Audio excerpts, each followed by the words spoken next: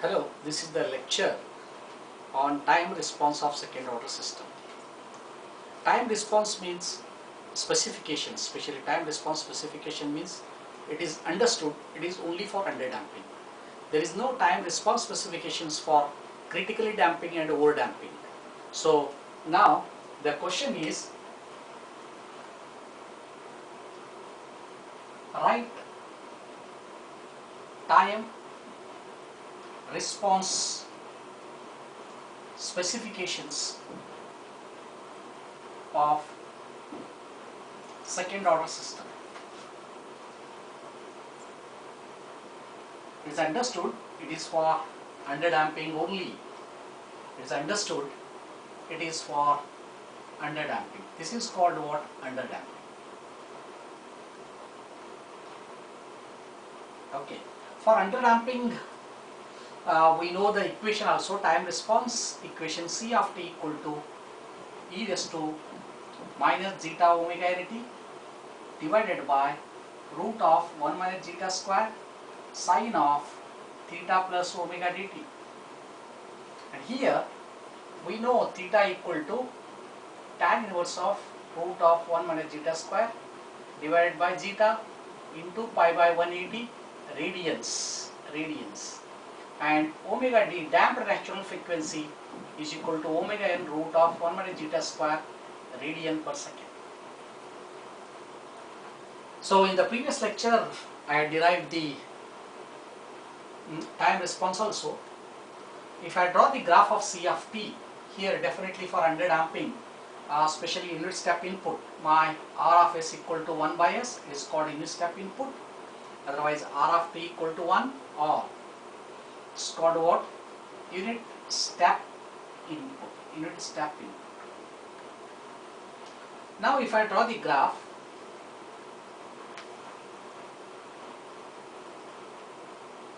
so here this is the unit step input, C of t and R of t, and this is a time t in seconds. Now for example, if I take a spring mass system and spring mass damper system, some case difference, C is the coefficient of damping. If I pull this mass up to here and leave it, so it starts for what? Oscillating. It starts for oscillating and it will come to rest, because this damper is removing the energy from the system in the form of heat to the atmosphere. When the energy will be zero in the system, when you pull this mass up to here, the potential energy stored in the spring, then if you leave it, that potential energy is converted into kinetic energy stored in the mass. So there is an exchange of potential energy to kinetic energy into potential energy, but the damper is removing the energy from the system in the form of heat. Okay. Now you know that this part is called transient phase, and this phase is called steady state phase. And this phase is called transient phase. Because why I will call it transient phase? The output is continuously goes on changing. Whatever the time, the first time when it reaches the input, the output reaches to the required input, that's called rise time, TR. And when the maximum output, TP, peak time, and the maximum error is called MP, peak or shoot. And the time required to settle the system or come to the steady state, that is called settling time. There are 4 time response specifications. The first one is a rise time, second one is a peak time, third one is a peak or shoot, the fourth one is a settling time, and fifth one is fine, that is steady state error. Already we know the steady state error, the error after sufficient time. Okay. So now I'll explain one by one. First I'll see the rise time.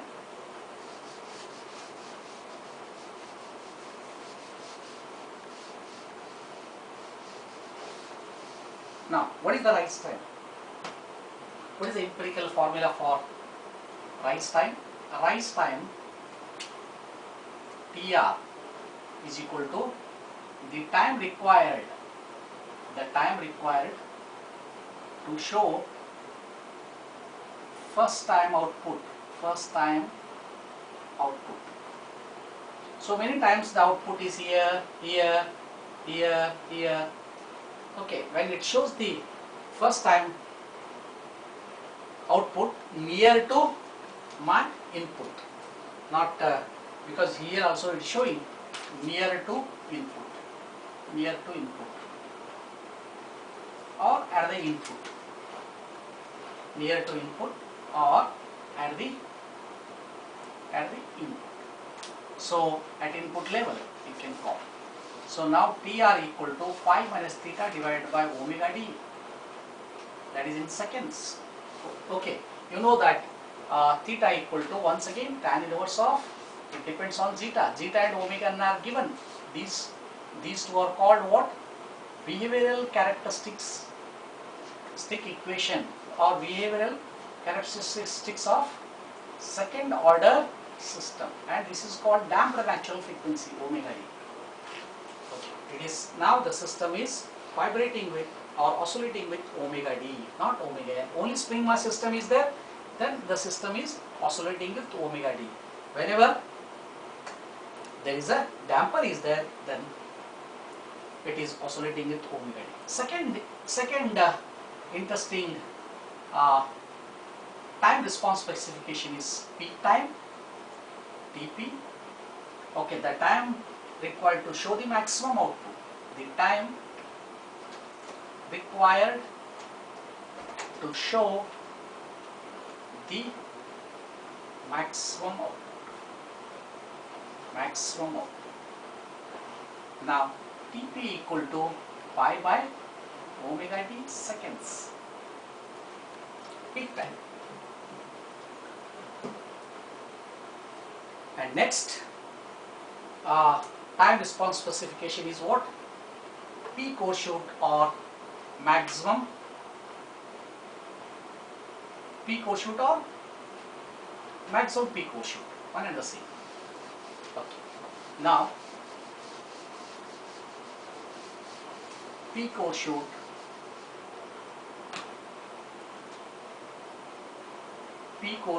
or maximum peak overshoot. The maximum error is called, the maximum error between input and output, the maximum error is called peak overshoot. So MP equal to E(s)(2) minus pi into, sometimes you can express in terms of percentage. Here theta c. And the fourth one, settling time.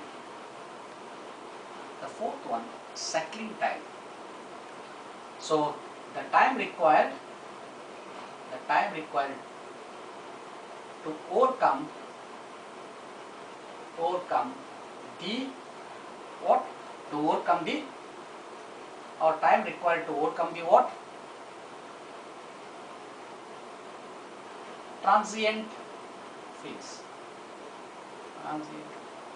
So settling time is equal to 4 divided by zeta omega n second. And you know already the steady state error. The steady state error equal to limit s tends to 0, s r of s minus c of s, the error after sufficient time. Okay, so these are all 5 are called time response specifications. The first one is rise time, second one is the peak time, third one is called a maximum peak overshoot, the fourth one is called settling time, and fifth one is called steady state error. Now we'll solve some problems based on the second order time response specifications.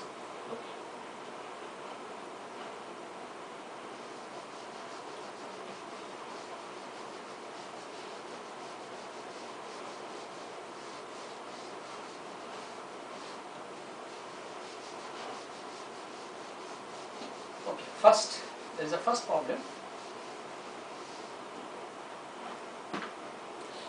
Find question. Find transfer function for omega n is equal to 10 radian per second and zeta is equal to 0.5.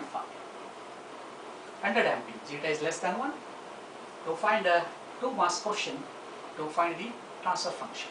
So we know the standard form of second order closed loop transfer function equal to omega n square divided by s square 2 zeta omega ns plus omega n square. Straight away he has given the omega n and zeta value.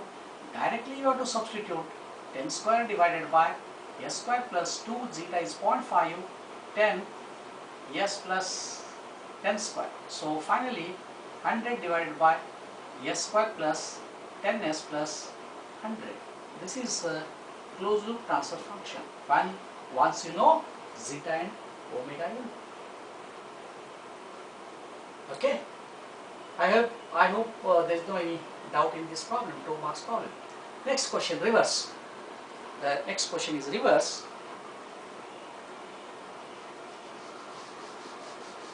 Next question reverse is to find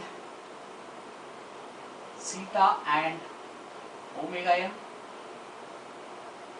for C of s divided by R of s equal to 100 s square and 10 s square plus 100 s plus 1000.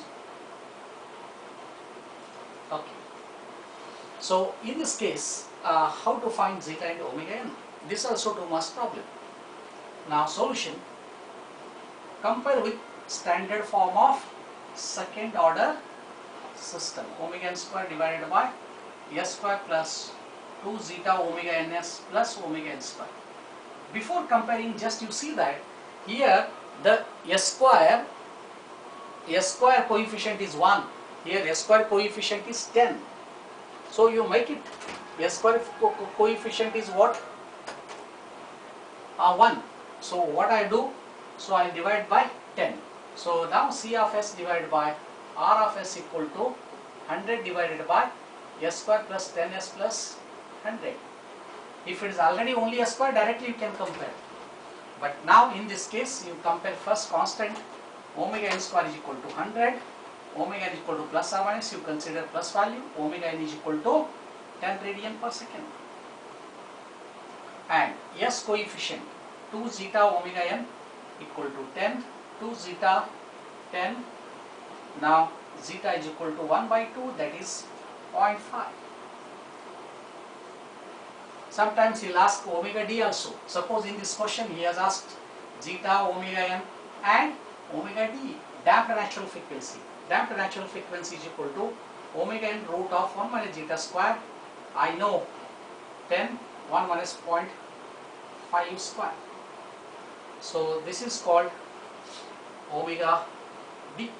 So 1 minus 0.25, 10, 0.75. Okay, so something 8.77 something, 0.877 something. Okay. So nearly this is 8.7 radian per second. This is called omega d.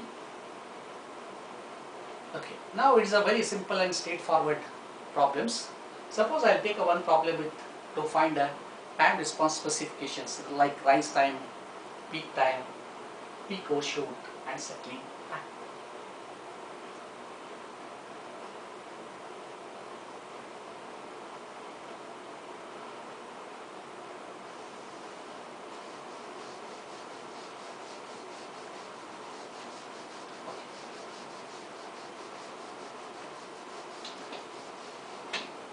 Next problem.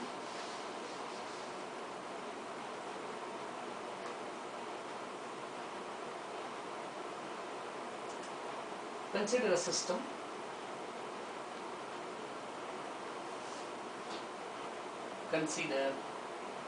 system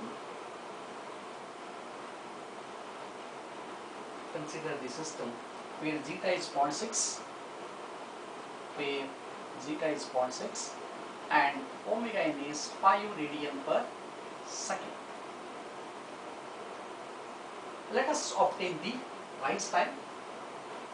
Let us obtain the rise time, comma, peak time,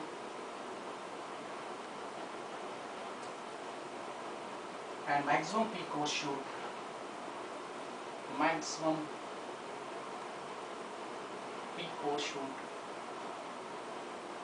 and settling time.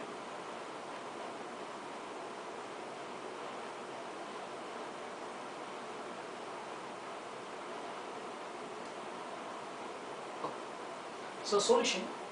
So in this case, I need theta equal to tan inverse of root of 1 minus zeta square divided by zeta into pi by 180 radians.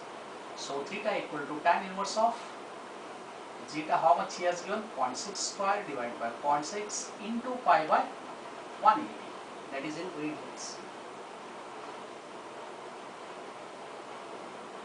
0.93 radian.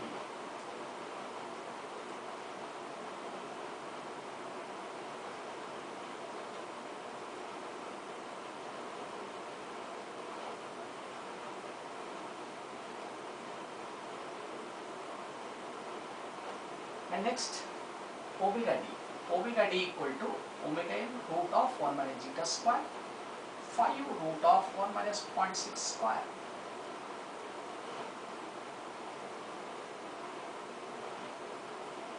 That is equal to 4 in damped action frequency 4. Now once I got this, I can find first is rise time, pi minus theta divided by omega d. Pi minus theta is 0.93 divided by 4.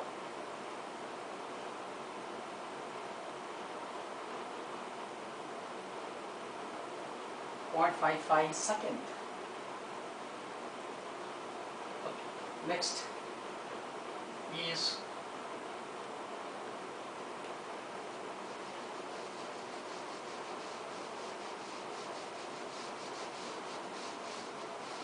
is peak time. Pp equal to pi by omega d, that is pi by 4. So definitely it is more than this, 0.785 second. Third one is called mp e raised to pi zeta root of 1 minus zeta square. Okay. E raised to exponential zeta is 0.6 divided by root of 1 minus 0.6 square, that is equal to 0.095. And you can express in terms of percentage, you multiply by 100. If you multiply by 100,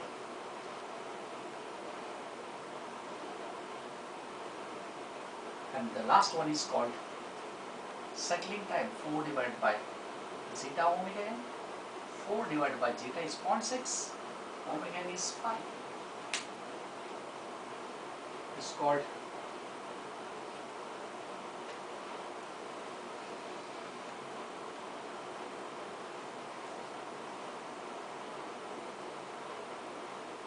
.33 second. So in this problem we found out the rise time, peak time, maximum peak overshoot, and settling time.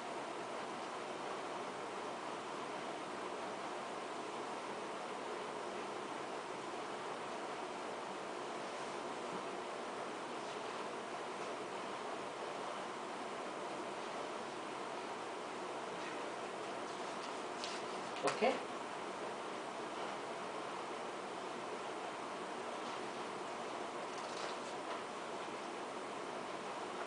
Fine. In the next lecture, we'll see some more numericals based on the time response specifications. Okay, thank you.